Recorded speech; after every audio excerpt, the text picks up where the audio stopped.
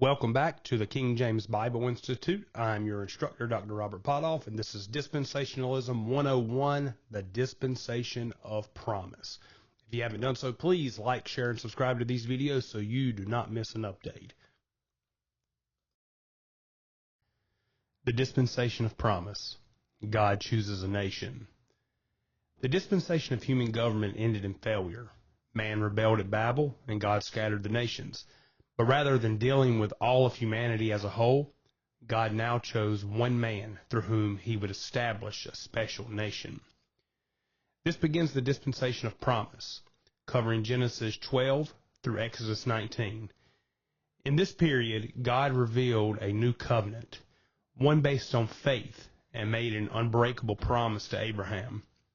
However, as we will see, man still failed to trust God completely, leading to 400 years of bondage in Egypt. God's revelation, the call of Abraham. God chose one man, Abraham, and made a covenant with him, promising to make him the father of a great nation and the channel of blessing to the whole world. Genesis chapter 12, verses 1 through 3, the Word of God says this: Now the Lord said unto Abram, Get thee out of thy country, and from thy kindred, and from thy father's house, unto a land that I will shew thee. And I will make of thee a great nation, and I will bless thee, and make thy name great, and thou shalt be a blessing. And I will bless them that bless thee, and curse him that curseth thee, and in thee shall all families of the earth be blessed. This covenant contained three major promises. 1. A great nation. Abraham's descendants would become Israel. 2. A land. God promised them the land of Canaan. 3. A worldwide blessing. Through Abraham's seed, the Messiah would come. This covenant was not based on Abraham's performance, but on God's faithfulness. It was unconditional, meaning God would fulfill it no matter what.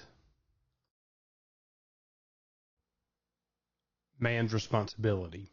Trust God's promises. Abraham was required to do one thing: believe God. Genesis chapter 15, verses 5 through 6, the Word of God says this: And he brought him forth abroad, and said, Look now toward heaven, and tell the stars, if thou be able to number them. And he said unto him, So shall thy seed be. And he believed in the Lord, and he counted it to him for righteousness. This is the first clear example of salvation by faith. Abraham was not justified by works. He was counted righteous because he believed God. But faith must be tested, and Abraham's faith would soon be challenged.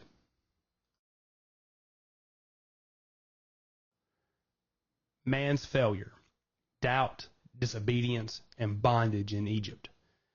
Despite God's clear promises, Abraham and his descendants repeatedly struggled with faith.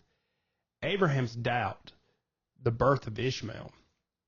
Instead of trusting God's timing, Abraham and Sarah took matters into their own hands. Sarah was barren, so she suggested Abraham have a child with her servant Hagar. Genesis chapter 16, verses 2 through 4. And Sarah said unto Abram, Behold now, the Lord hath restrained me from bearing. I pray thee, go in unto my maid.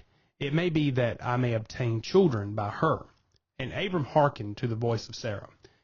And Sarah, Abram's wife, took Hagar, her maid, the Egyptian, after Abram had dwelt 10 years in the land of Canaan, and gave her to her husband Abram to be his wife.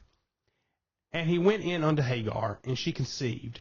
And when she saw that she had conceived, her mistress was despised in her eyes.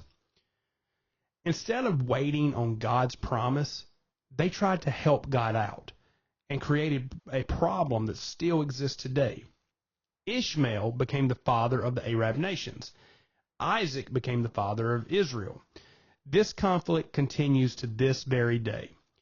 God rejected Ishmael as the promised seed because God's promise would be fulfilled his way, not man's way.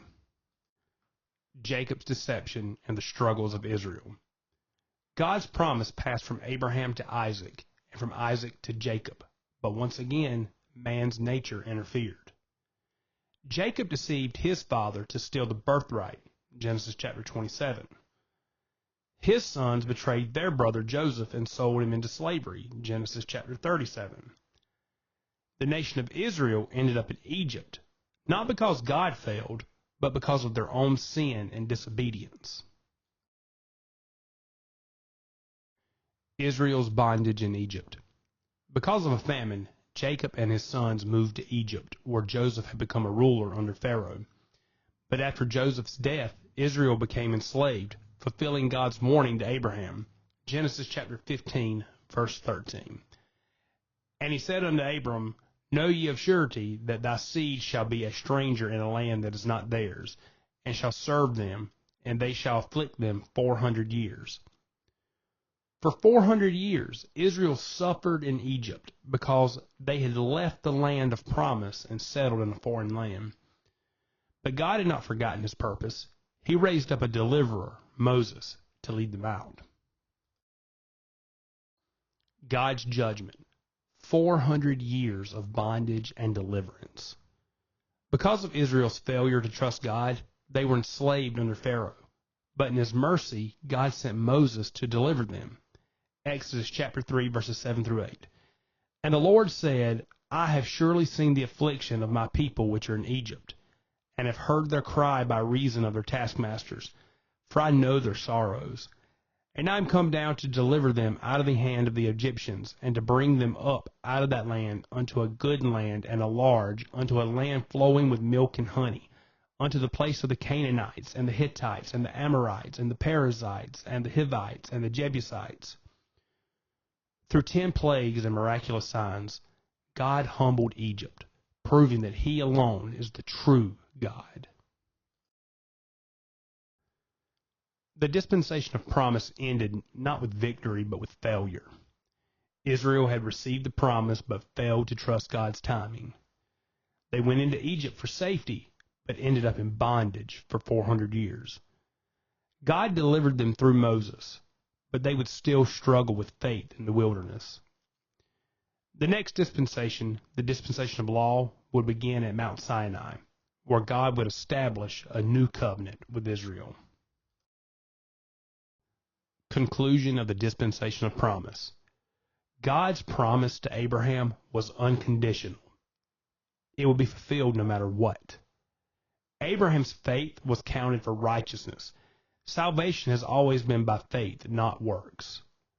Man still failed to trust God, leading to 400 years of slavery. God remained faithful, raising up Moses to deliver his people. Even in failure, God's promise to Abraham never changed. The land, the nation, and the blessings were still in place. Because when God makes a promise, he keeps it.